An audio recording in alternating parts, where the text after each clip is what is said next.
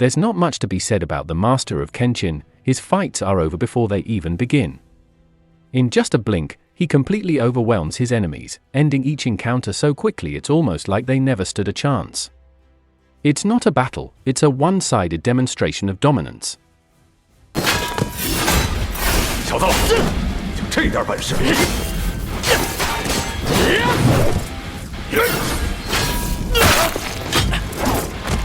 This series is a Chinese animated show set in a world where gifted individuals take on dark spirits in a separate dimension. It starts off a little slow, but really ramps up from the second season. Now in its fourth season, the action scenes have reached a whole new level, some of the best we've seen so far.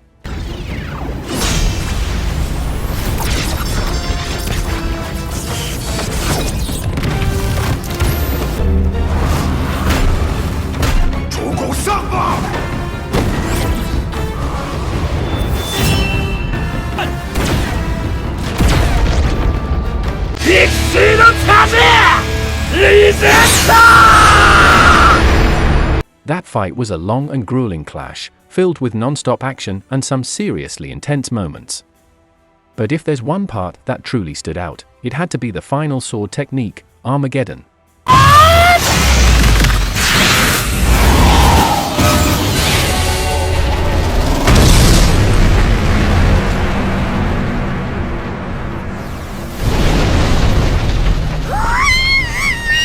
This ultimate move wasn't just powerful, it was devastating.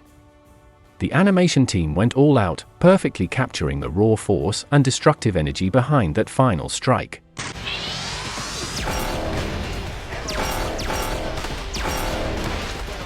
It felt like the entire battlefield was shaking under its impact, making it the most unforgettable moment of the entire fight. Before you know it, the moment that Guy wipes off his disguise, it's like a whole new beast awakens. He instantly reminds everyone why he's feared as one of the deadliest assassins out there. This has easily been the most intense showdown in the series so far, and to top it off, we even got an epic entrance from a major villain.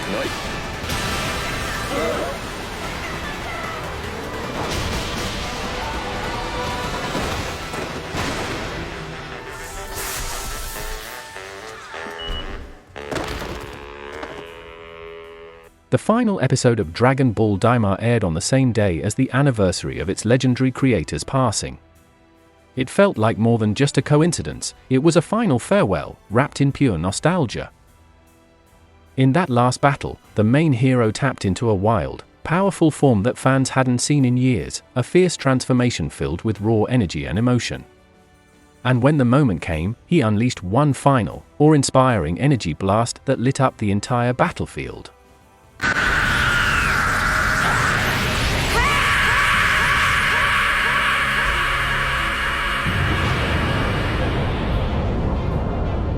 His opponent, dressed in the likeness of a once feared warrior, thought he could match the energy. But no disguise, no imitation, could protect him from what was coming. This wasn't just a fight. It was a tribute. A goodbye from the heart of the story itself.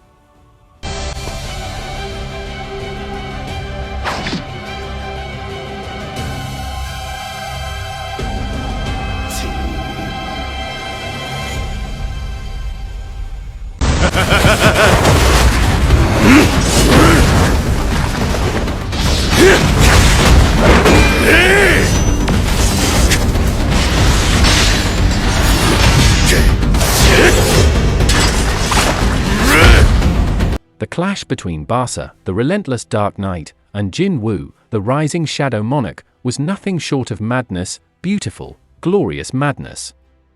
The battlefield trembled with every blow, but it was Jin Woo's wild grin, unhinged laughter, and razor-sharp moves that stole the spotlight.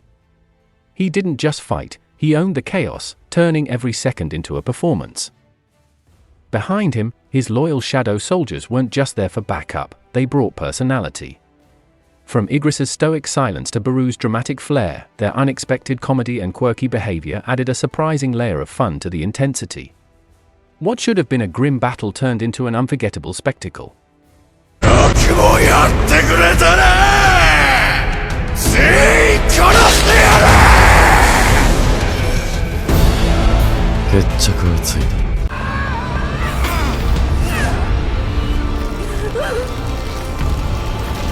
As the crimson eclipse darkened the skies over a war-torn city, a new evil rose from the ashes of the fallen vampire queen.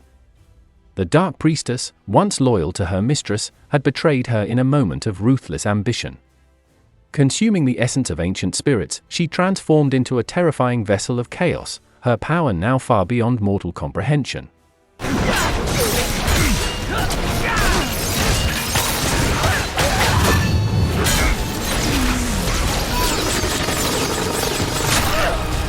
Two warriors stood against her, one, a master vampire hunter born into a legacy of light, the other, a son of night and day, born of a vampire and a human.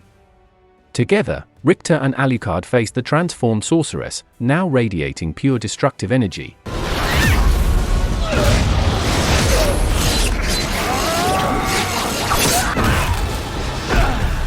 From the shadows, she struck with twisted magic, forcing the duo onto the defensive. Her strikes were fast and brutal, each one laced with centuries of dark knowledge. Alucard's sword clashed with her claws while Richter's enchanted whip sparked with holy power, but nothing seemed to slow her down. Just when defeat felt inevitable, a third presence emerged, an ally once consumed by darkness, now awakened.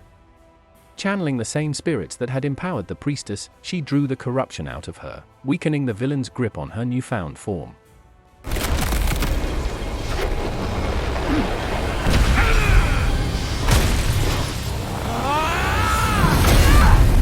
In that fleeting moment of vulnerability, Richter's chain found its mark, and Alucard followed with a blade of pure energy, striking true.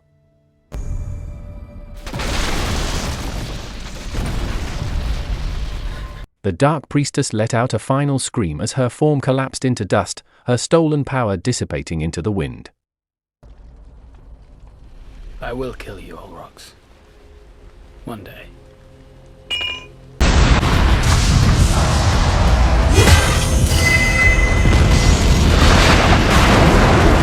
This might just be the peak of solo leveling so far. Every new fight feels like it's trying to top the last, and this episode? Straight fire. At this point, the show isn't even pretending to follow a traditional story arc, it's all about jumping from one epic gate battle to the next, and we're totally here for the ride. Non-stop action, insane animation, and that main character energy. Yeah, this is what peak hype looks like.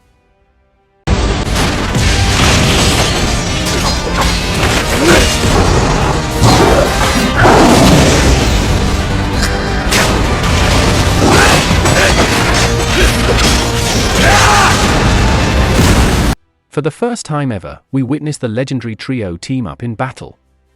Dark Might may be a serious threat, but when the future top 3 heroes join forces, nothing can stand in their way. Their teamwork, coordination, animation, and overall action were all on another level, absolutely stunning from start to finish.